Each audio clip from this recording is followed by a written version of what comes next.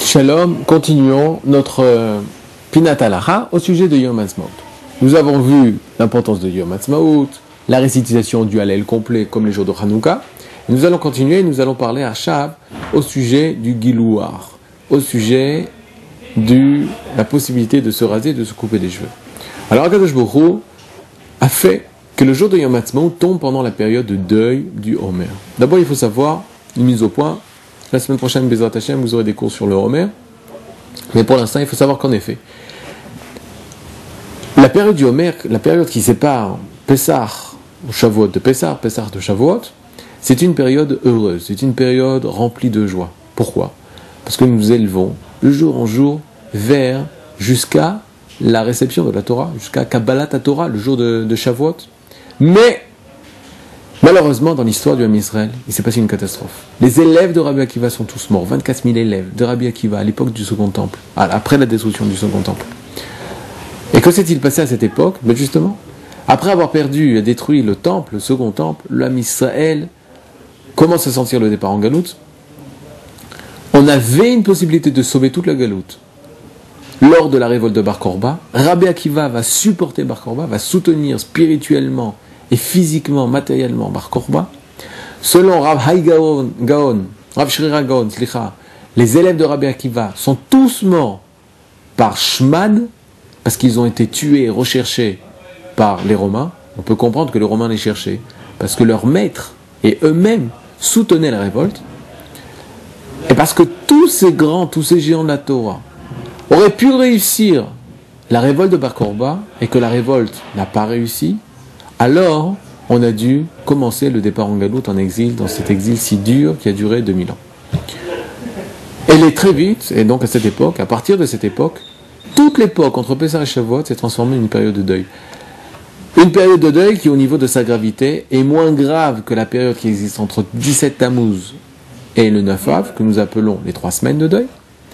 Mais il reste que cette période reste une période de deuil. On a le droit de dire chez Echeanu sur un fruit nouveau, parce qu'on n'a pas le droit, parce qu'on évite pendant la période de 3 semaines. Mais, en effet, cette période entre Pessah et jusqu'à l'Ag Baomer, selon les Sfaradi, jusqu'à l'Ag Baomer est une période de deuil où nous n'avons pas le droit de nous couper les cheveux, de nous raser la barbe, etc. etc. Or, nous voyons dans la halakha qu'une personne a le droit de se raser et de se couper les cheveux, même pendant la période de l'Homer. Quelle est cette personne ? Le Shulchan Aruch, ramené par le Réma, dit le Avi Aben, le père du garçon qui vient de naître. Ve'a Mohel va Sandak. Et le Mohel qui va faire la Brit Mila. Et le Sandak qui va tenir l'enfant lors de la Brit Mila sur ses genoux. Étant donné que c'est un Yom Tov pour eux, eux ont le droit de se couper les cheveux et de se raser la barbe. Extraordinaire. Il est marqué, il est écrit de façon explicite qu'une personne dont c'est le Yom Tov pour lui, la naissance d'un enfant, a le droit de se couper les cheveux et de se raser la barbe parce qu'il est dans joie. Mais alors, si c'est pas un enfant qui est né, si c'est de nouveau le peuple d'Israël qui est né lors de Yom Ha'atzmaut, si de nouveau on a un jour de joie et de sauvetage et de Géoula, où après 2000 ans de barbarie, de pogrom, où le Ham Israël a été exterminé par les Goïms, tué par les Goïms, Pitom, soudainement, Akadosh Baruch Hu nous prend de la main des Goïms et nous ramène chez lui à la maison et nous redonne une souveraineté, une armée, un État, et qui met fin à l'exil si pénible et si dur et si tragique du Ham Israël. N'est-ce pas un jour de joie, un jour de fête pour nous ?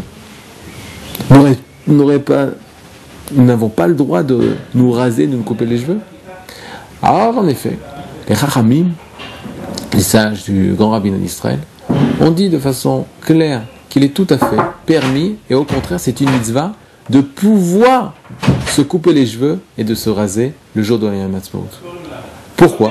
Parce que c'est Yom Tov pour nous. C'est un jour de Yom Tov pour nous et pour tout l'Am Israël. Il est rapporté par le Kaf HaChaim que en Turquie, ils avaient un Purim, où c'était un jour de sauvetage aussi pour le Ham Israël, pour les Juifs qui étaient là-bas, et dans la ville de Izmir. Et c'est pour cela qu'il se rasait aussi pendant la période du Homer. Et donc il est évident, et il a été prouvé par de grands poskim, par de grands décisionnaires, que c'est une mitzvah, au contraire, de se raser. De ne pas venir avec un visage rempli de deuil le jour où tu remercies Akadosh Baruch Hu. À partir de quel moment il faut se raser? La veille au soir. La veille de Yom Ha'atzmaut, après-midi, dans l'après-midi de la veille, nous avons la permission, puisqu'on s'approche du Yom Ha'atzmaut, nous voulons rentrer dans le soir de Yom Ha'atzmaut avec joie et un visage de joie, donc nous avons le droit de nous raser après Plaga Mincha, c'est-à-dire 1h15 avant la tombée de la nuit, donc avant Mincha du soir, avant Mincha Ktana, nous avons le droit de nous couper, nous avons le devoir de nous couper les cheveux et de nous raser de façon à le soir de Yom Ha'atzmaut, remercier Akadosh Baruch Hu avec joie, avec un visage rempli de joie, où nous avons enlevé toutes les marques de deuil. Kol Tuv et Yom Ha'atzmaut Sameach.